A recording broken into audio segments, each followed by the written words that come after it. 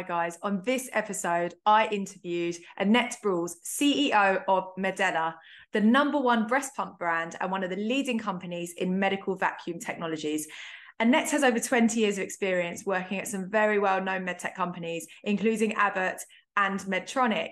Alongside being the CEO of Medela, she's also a wife and mum to 2 grown-up sons. So our conversation centered on the company's mission to turn science into care and nurture health for generations, but also what it's really like to be a working mum, her purple leadership style, and sometimes the mistakes managers make when it comes to having conversations about motherhood.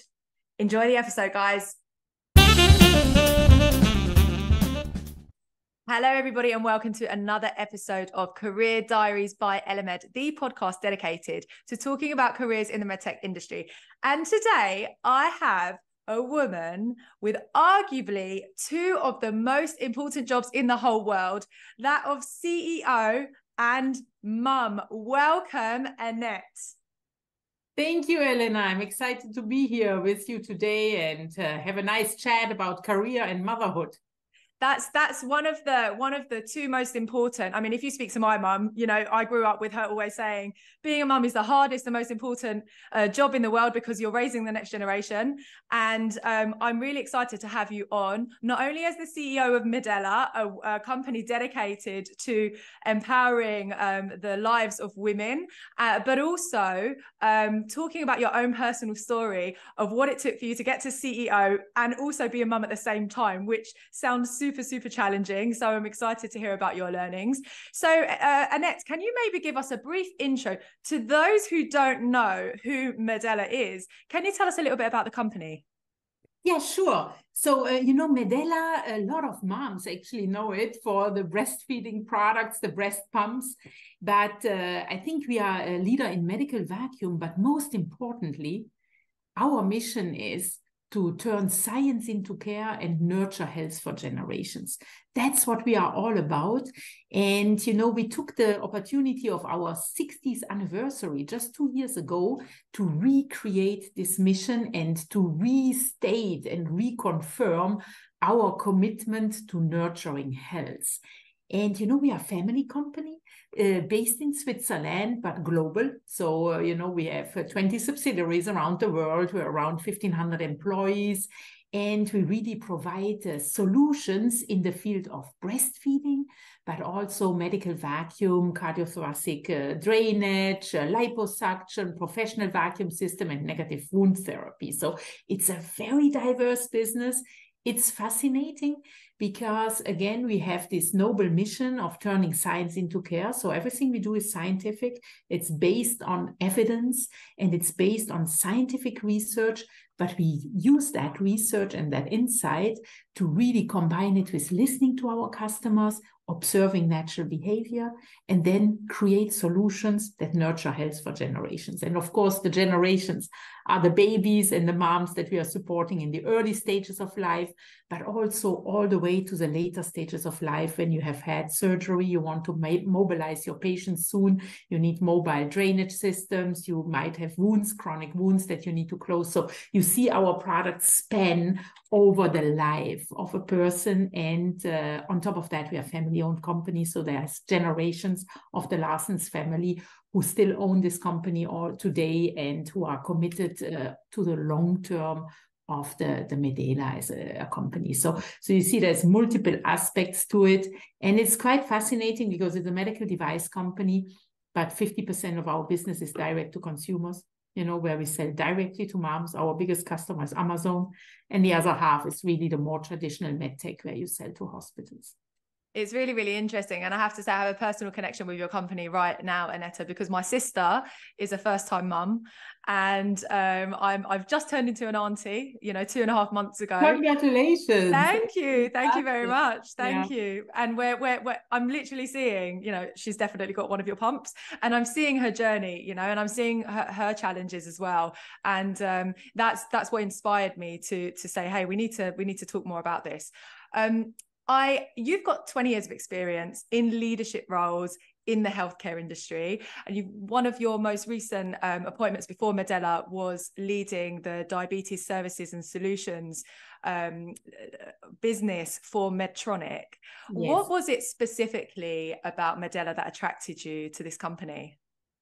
It's very interesting. I've been actually your kind, because right now, next year, it's going to be 30 years that I'm in the medtech industry. So can you imagine? It's like, oh my God, I'm feeling like a medtech veteran. That's how I call myself.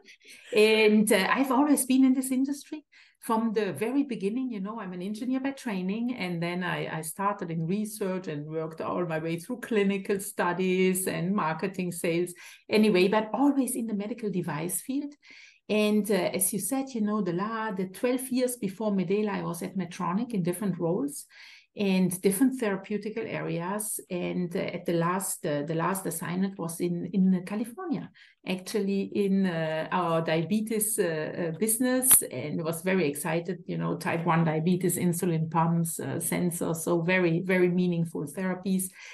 And, I was coming to a point with my family. Actually, I have 2 boys and my husband, where we said, we have to come back to Europe. We are, our roots are in Europe. My parents were getting old. And so I was saying, I need to be back in Europe. And, at the time, Medtronic has mostly commercial organizations in Europe, and I was looking for something which has more the full value chain. And I was contacted by Medela just by chance, and I'm like, oh, okay, that's exciting. And so I started the discussions, and for me, it has been a very attractive journey. Also, having been in stock-listed US companies for my entire life, moving to a Swiss family-based company was something new.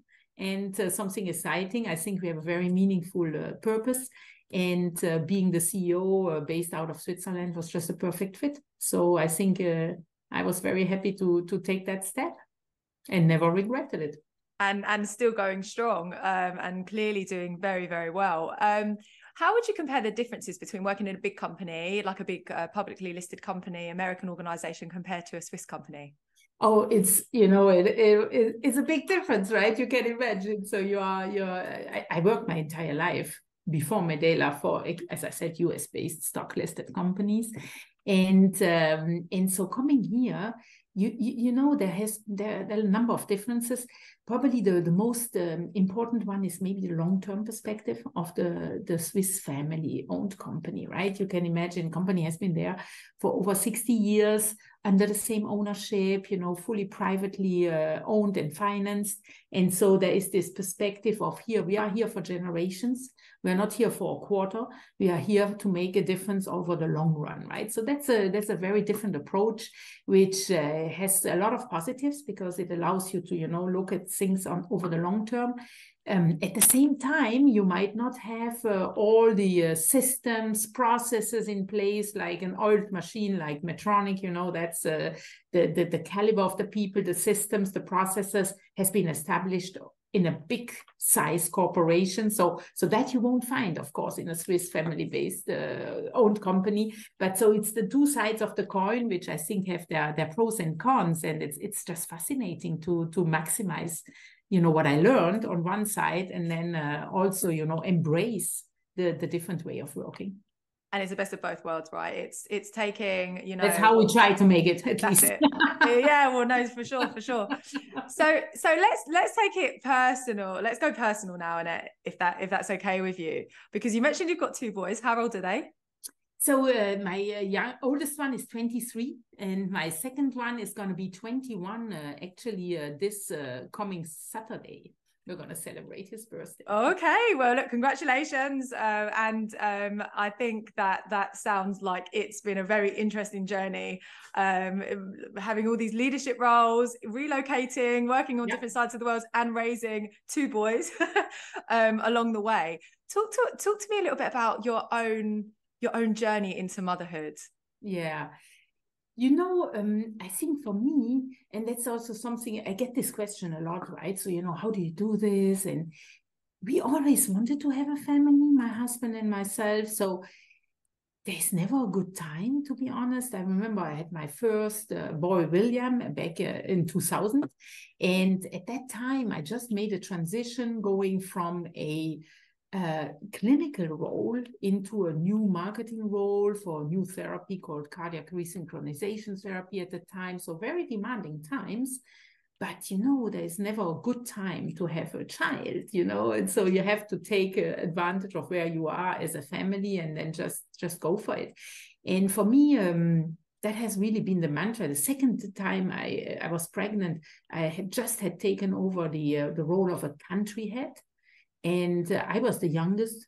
I had all my direct reports were male, around 40, 50 years old, sales managers of different areas. So that was quite a challenge. And they really were not used to this kind of situations.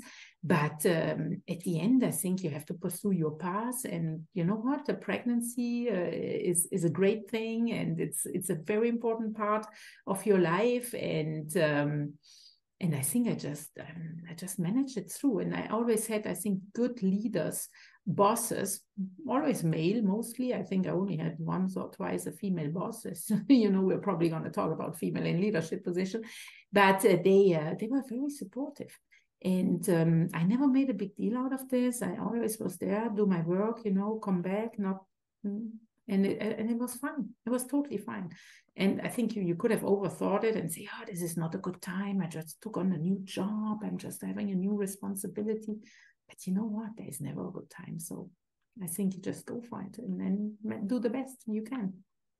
What were some of the challenges that you faced balancing sort of like being a new mum and coming back into work after being on maternity leave? This is a big transformation. I remember for my first child, I was going to be a high performing mom.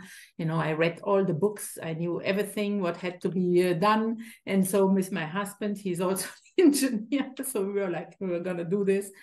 And it was just a disaster, right? So the first, I remember we were just sitting there trying to breastfeed William. Well, he was crying the whole time, and I was like, "This is a disaster."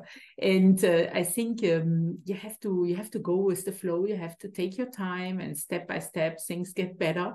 And I think for me, the biggest learning was you have to be able to let go things, right? This is not like you had planned it. Things might be different. It's not going to be perfect, but you know what? It's going to be okay. And I think that's the most important thing. I was working in Belgium. You only have 3 months of maternity leave. So I went back after 3 months, and he was tiny. I put him in daycare, and it was totally fine. And I was worried, of course, what's going to happen? How is it going to be? But we managed well. And I think the most important thing is, be ready to let go and organize yourself. I got some help, right? So I had a nanny who was going to pick him up, and we were doing things. You have to get help and make sure you don't put everything on your own shoulders, which is a tendency that we have to do, right? I mean, I'm sure you do the same. I have to do it all myself because there's only one way, which is my way. And so this is this perfectionism. You have to let go of that and organize yourself. But I think it absolutely can be done. Yeah. And looking back now, I wouldn't have wanted it any different. Yeah. I think you've touched on some really, really important points. I mean, maternity leave is different country to country, right? So there's different schools of thoughts around, like how best to manage it. So you have some countries, like in particular in the Nordics, they have real extended maternity leaves. And that's culturally, that's just really, really typical. And they have very strong paternity leave as well. And then you have other countries where, Belgium, 3 months. In the US, I think it's probably along those lines as well, perhaps even less. It used to be 2 weeks. I think now a lot of companies, give longer time. We give 16 weeks. But it used to be 2 weeks. And I think it is still for a lot of blue collar workers or in certain areas, to be honest. Yeah. So my question is, so have you had the opportunity to sort of implement any of your own personal learnings into sort of like policies at Medela to make it, to make it more attractive or more or easier for women who want to return back to work? Absolutely, absolutely. I think, first of all, at Medela, as I said, in the US, for example, we implemented the 16 weeks of maternity and paternity leave, by the way. So we call it parental leave. And so to make sure that there is a little bit of time, right? You need to recover. This is a new world, especially if it's your first kid. I mean, as I said, it was not at all as I expected. And so you need to take a little bit of time here. And that's very important. But then more importantly is how you come back to work, right? How do you make that return to work successful? And we do at Medela, we have support programs, but we even extend this. We offer services to corporations. In the US, we have more than 100 corporations who actually contract our services to support moms in their breastfeeding journey, but also with mental support. We have a lot of tips and tricks and things that can really help her and also her husband to be successful in this step back to career. And I think we see that a lot of companies are very interested in this because nowadays, well, first of all, birth rates are down in the developed countries, hugely down, especially also in Asia, Korea, China. I mean, it's quite concerning. But also as a corporation, you see these female leaders that delay their first kid and maybe have their first kid at 35. And then, you want to make sure that when they come back to work, that this is actually a success, because these are very important talents that you have developed over time as a corporation or as an employer.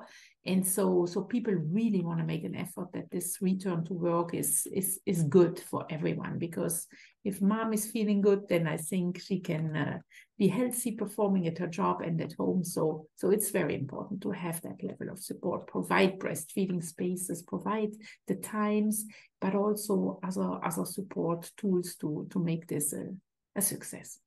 What practical tips can, if there's any other CEOs listening, thinking about this, or heads of HR, what tips have worked really, really well for you in terms of making and facilitating that transition for return to work mums?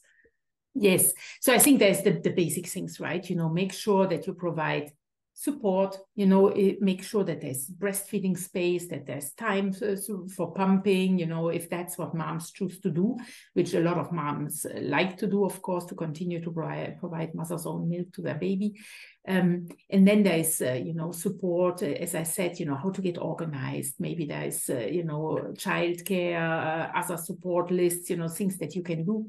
But then I think there is something else, especially for moms who want to pursue their career, is maybe having more awareness amongst the managers how to go about this.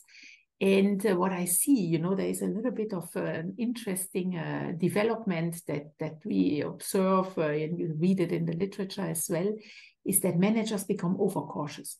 Maybe they will start to say, oh, we have this offsite meeting, but you don't need to come. We have this development program, which is maybe over 2 days, but you don't need to be there. And by wanting to be supportive, they start to exclude the new mom from opportunities, from the normal life. So my advice is make sure that in addition to all this support, there's an open conversation. What works for you? What do you want to do? Can you travel? Would you like to travel like you did before? Can you be at meetings late in the evening? What works for you in this situation? Because otherwise, these new moms might actually fall into a space of exclusion, which was absolutely not the intent, but just by being overprotective, that happens a lot, actually. Yeah, I think anecdotally I've heard of similar stories, and it comes from a good place, right? Yes.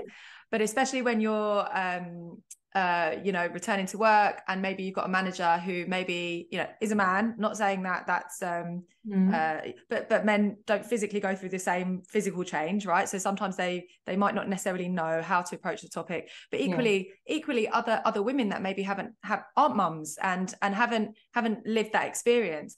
And so sometimes, it becomes challenging for them to know what to say, like, what can I say, what can't I say, and how shall I approach this? What tips do you have on actually having that open conversation? How do you start? Where do you start? I think you start just by being very open and say, hey, this is a new situation. How do you feel about it? What would work for you? Where do you see? And continue, because it evolves, right? Things are maybe much more difficult in the beginning than afterwards. You need to get yourself organized. But having this conversation on a regular basis, but in an open way, don't assume, but ask. And also for the young moms, make sure you voice what is important for you and how do you want to live this new phase in your life. And don't be afraid to say something, because at the end of the day, it's in everybody's interest that this works well. So especially if your manager maybe is not so comfortable talking about it, well, then you should do it. It's totally fine. They will be so happy. Thank God she told me. Yeah, for sure. Yeah. What tips would you have then for, so let's say we've got someone who's a return to work mum listening to this podcast and they haven't had the invitation from their manager to open up this conversation. How would they start that conversation with their manager? I would start it in a regular one-on-one and just say, hey, I've been thinking about this, how we could organize ourselves. It's always good to be proactive and think from both sides, right? So what might the manager, what's important for them, what's important for the team right now, where are we in our business, what's needed, but how can I also fit in? And so it's just not take things, don't assume anything, right? Because there might be a lot of misunderstandings in this kind of situations where nobody dares to talk about it. So I think it's just very important to be open and straightforward and say, hey, let's evaluate this on a monthly basis maybe and see how things are going. And I think the manager will appreciate that, because he wants that to be successful, he or she, there's good intentions here. Yeah. Really thank you for those practical tips, because I think that actually helping with those conversation starters, is key for people knowing how to broach that subject.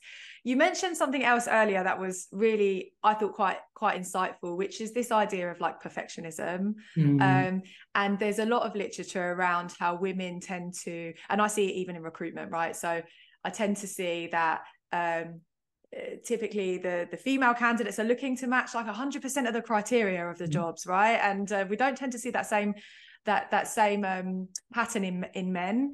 But is it really possible to do it well? And what are your tips for knowing when it's just good enough, when you don't need to seek perfection? It's very hard because, you can imagine, I'm sure you're a perfectionist. I'm a perfectionist, obviously. So it's always like this. But I think it's very important, first of all, to recognize it, right? And say, okay, do you really, does it really now matter? Or can we just stop here? Because there is the perfectionism, but there's also the confidence gap. I think there's these two elements that you were mentioning. So I think the perfectionism is just something that you need to put yourself, be aware of that and just think, does it really matter now? Okay, can we let this go? How important is this now? And always take a step back, take a step back. And is it more important that I'm sitting here until 8 o'clock at night, maybe perfecting the last PowerPoint slide, or is it going to be fine, And I think this is something that I would encourage every female leader to do, and think maybe more about the how than the what. I remember it was always, I knew all my numbers and everything was perfect. And then I would see my boss, he was fantastic leader, who would just walk in and, had the talk, and it was totally. So it's like, so you have to think about this as well. How do you show up? Are you rested? Are you well? It's not about the content and the last digit and the perfectionism. So it's very important to constantly remind ourselves this, because myself, I'm falling into this trap constantly as well. But it doesn't matter that much. So that's one. And the other thing is this confidence gap, which is absolutely present. You mentioned it. There was this study also from, has been published from Hewlett-Packard, where, every female was like, do I check this box and this box and this box? And then maybe men would say, oh, that's a great title. I think I can do this job. No, I'm exaggerating, but, this is, so there is something there. And I think here it's really for leaders to play a role to pull up female future talents, right? you know, you have to give them the confidence. I'm sure you do this when you are recruiting as well. Hey, it doesn't matter, you know, you go for this. This is great. People have always done this with me as well. I wouldn't be where I was today if it was always me checking all the boxes, right? Most of the jobs I took, I was not the most qualified. I didn't have all the requirements. But somebody said, hey, Annette, I believe in you. Why don't you go for it? And then you go. So I think that's a role that I want to play as well. I like to give people chances, you know, really make sure that you pull these female leaders forward and make sure that you say, no, you can do this. Let's go. Let's do it. Mm-hmm. How has being a mum changed your leadership style or enhanced your leadership style? You know, maybe my leadership style, not that much. Okay. I think maybe I have more perspective on maybe what's important in life, and maybe take things a little bit with a grain of salt. As I said, you know, doing this step back, being able to compartmentalize, you know. So when I go home, I have to let go, because otherwise it never ends, right? So you have to try to switch off rather fast, and make sure you create some memories with your children in the limited times you have. So very important to do that very intentionally.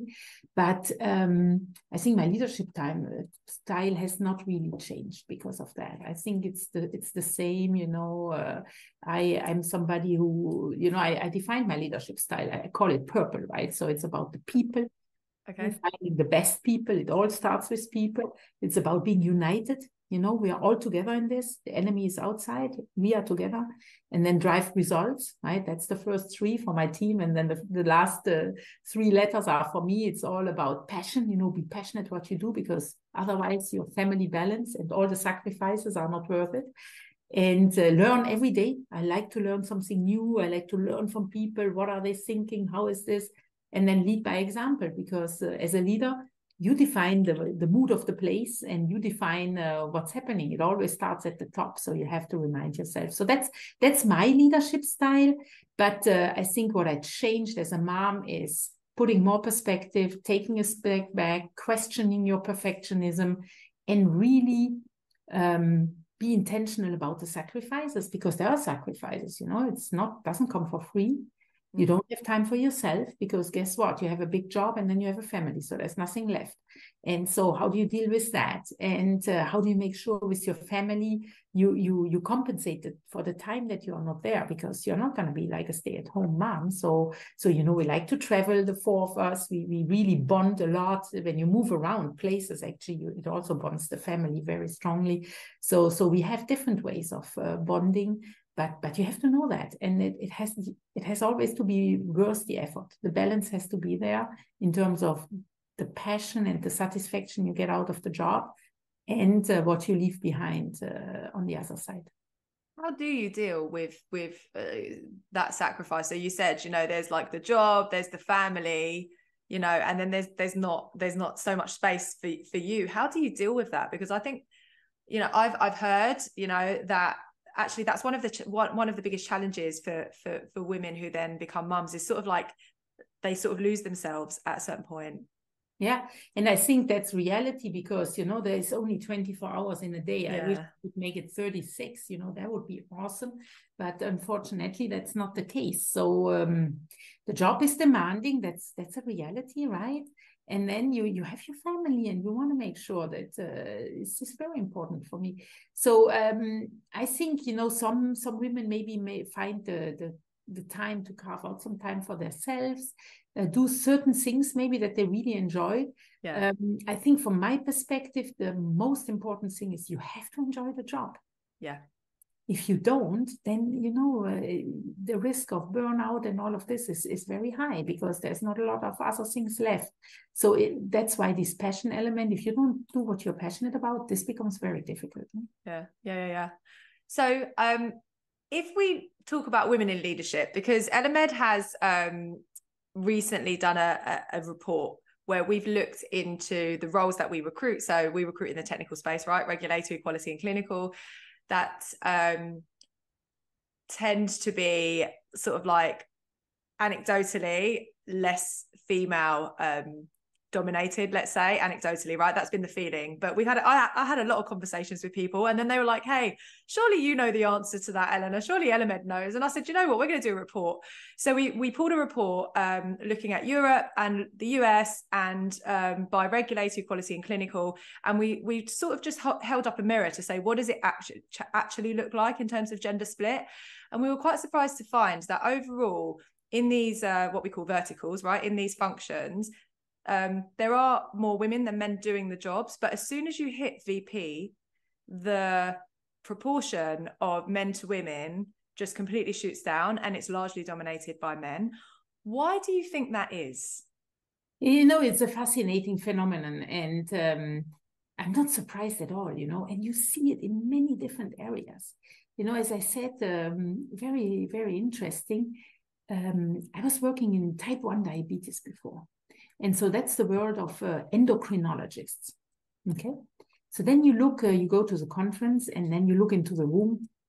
I would say 75% of female endocrinologists.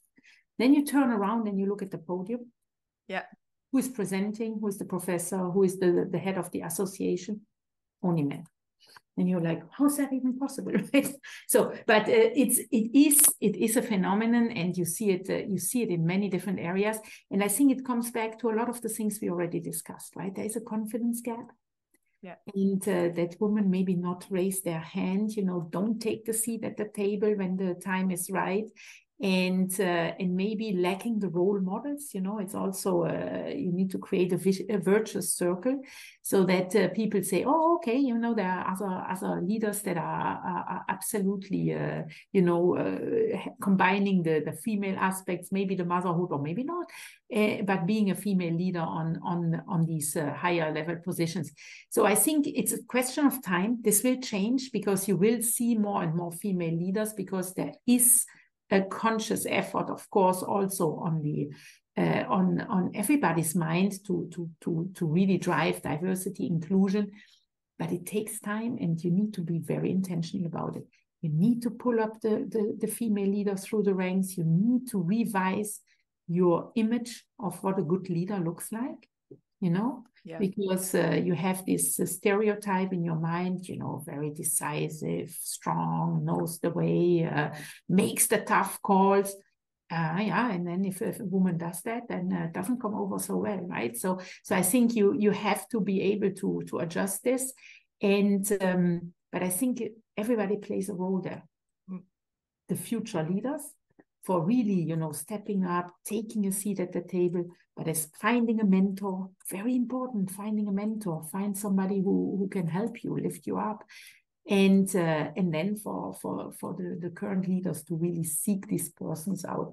You know, I'm very proud at Medela, you know, some of our people, right? And we have actually our global head of quality is a fantastic lady who just had her first baby on the day that we closed our TUV audit. So can you believe it? And the team did well. And she was, you know, we were celebrating her new baby, and we were celebrating the great outcome of our audit. And guess what? It's very well possible. And we have the same, you know, our global sourcing head is a lady. So we have a lot of these more technical functions, which are now headed by female leaders, which is fantastic. And so I think we all have to work for that, because otherwise it will stay like this. Yeah.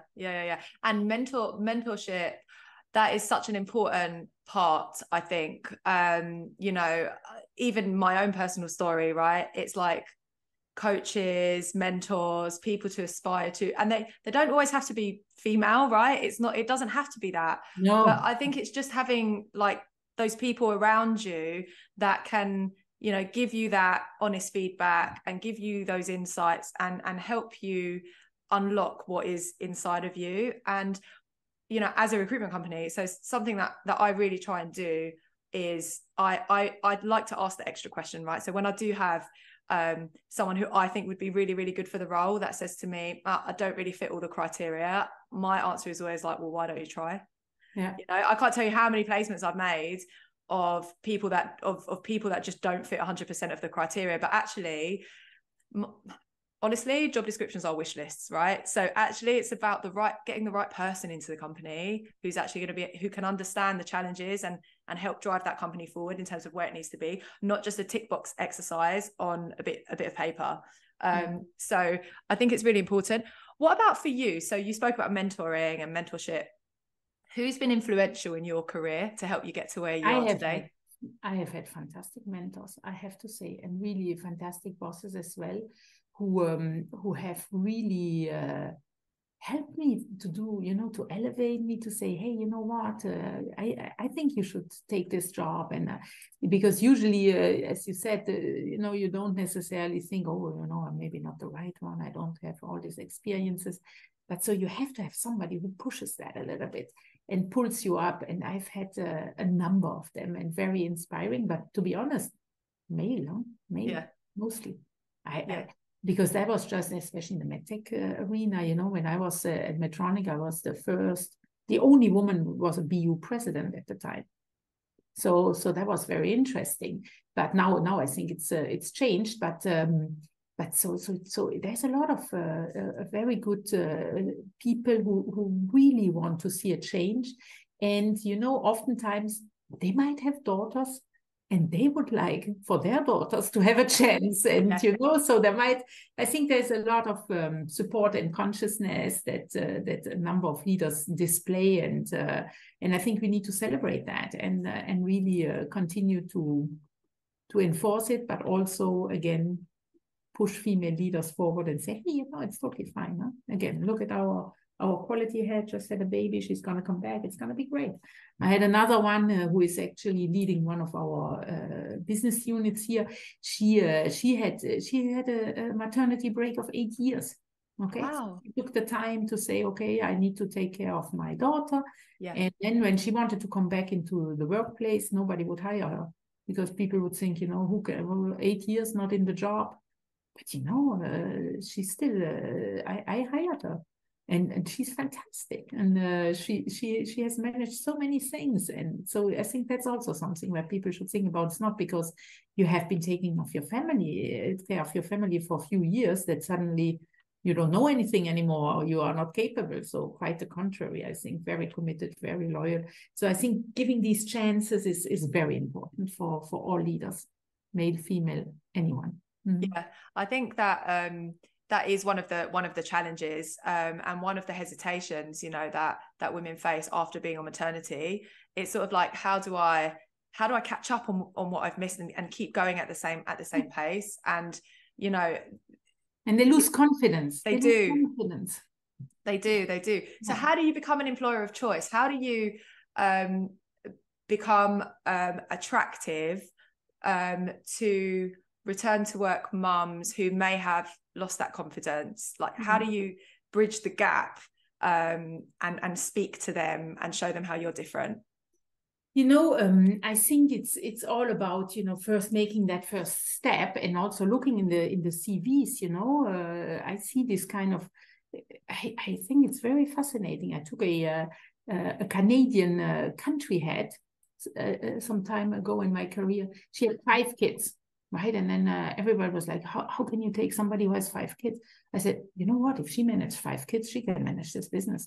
Not a problem. And so now, come on.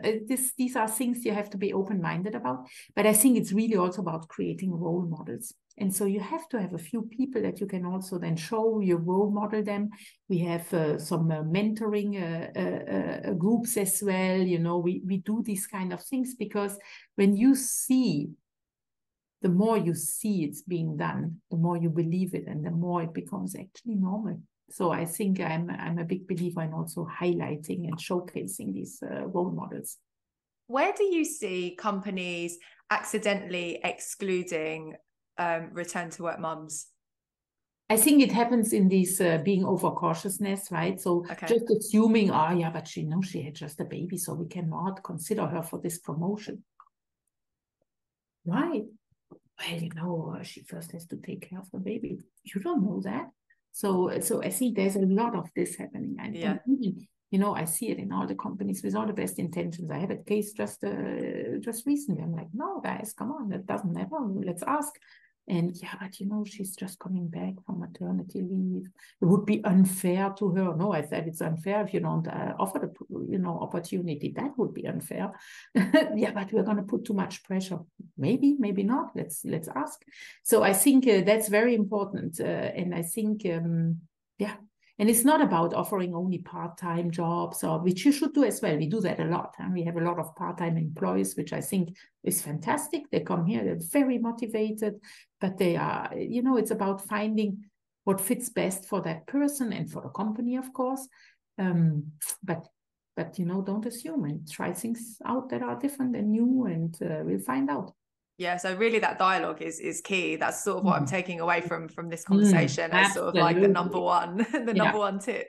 Yeah. So in terms of the advice, so if you reflect on your journey so far, and you were to go back to Annette, at the age of, 21, or, just starting out in her career, what advice would you have for a younger you? Yeah. I think, really embracing the opportunities, being open to learn, being open to take new challenges. That has been honestly my success, and doesn't need to be always, career is not always a straight line. I've taken lateral moves and learned a lot, and guess what? Maybe accelerated a career path later on.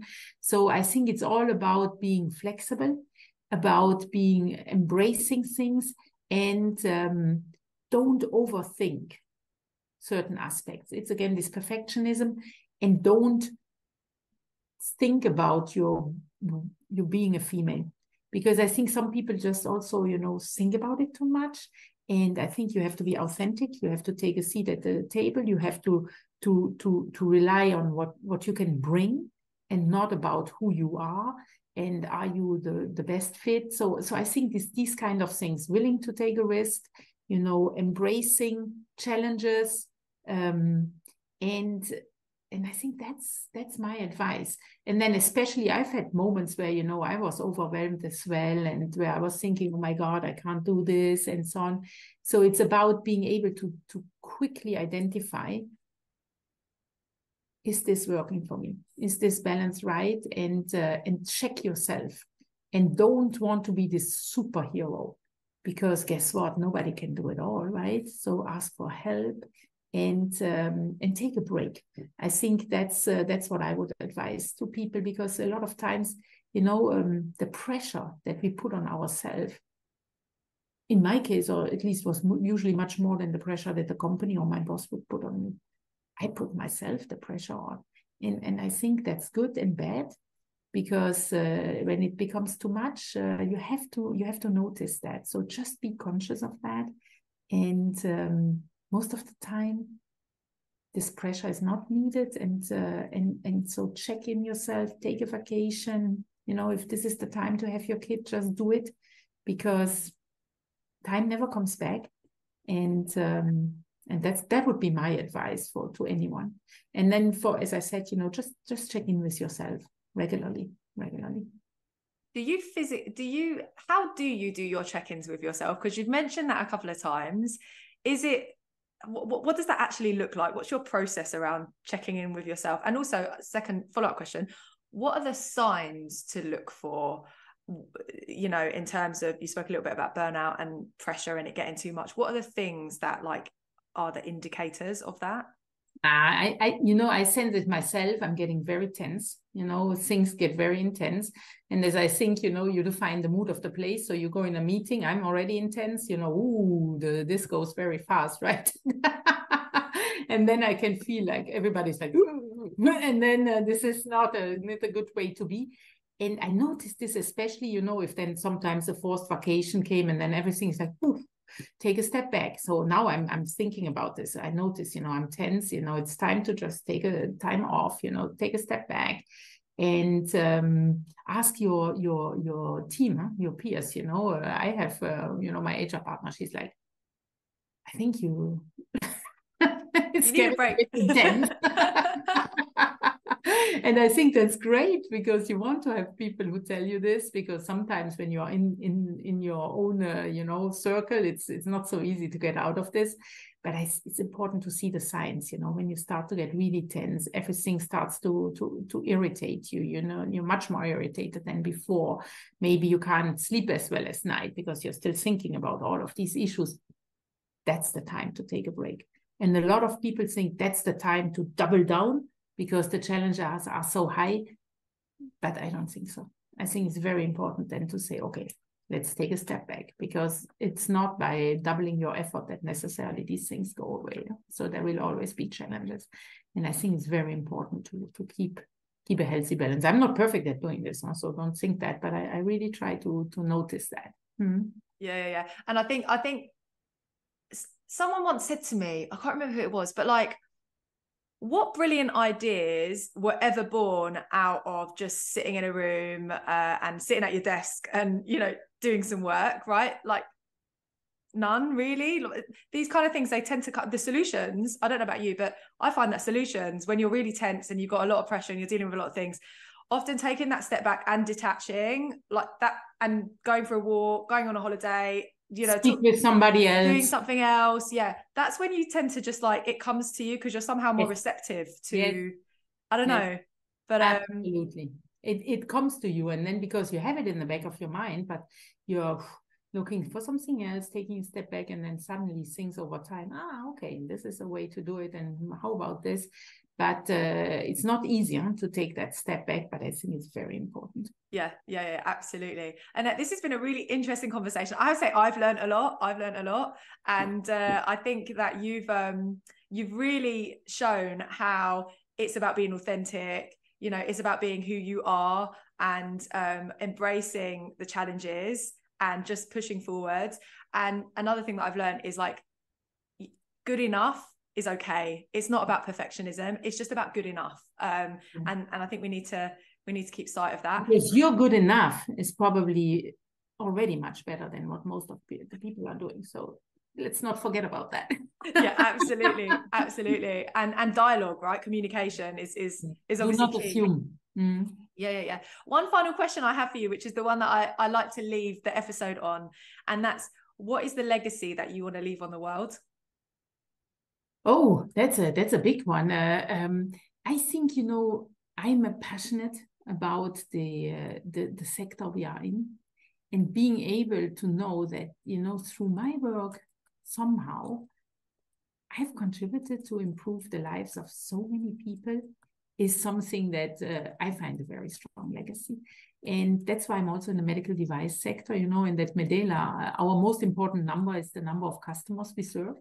And we serve every year around 14 million of families who we touch with our products. And I think that's a legacy that I want to grow, and I want to leave behind and say, hey, you know what, I contributed to that. And I think that makes me feel proud. Well, that's super inspirational, and we'll leave it on that note. Annette, thank you for coming on the show. Thank you for sharing all your insights. And to all of you listening, don't forget to like, subscribe, follow Medela on LinkedIn, and get ready for another episode of Career Diaries by Elemed in a couple of weeks' time. Thank you, Annette. Thank you, Elena. This was great. Thank you.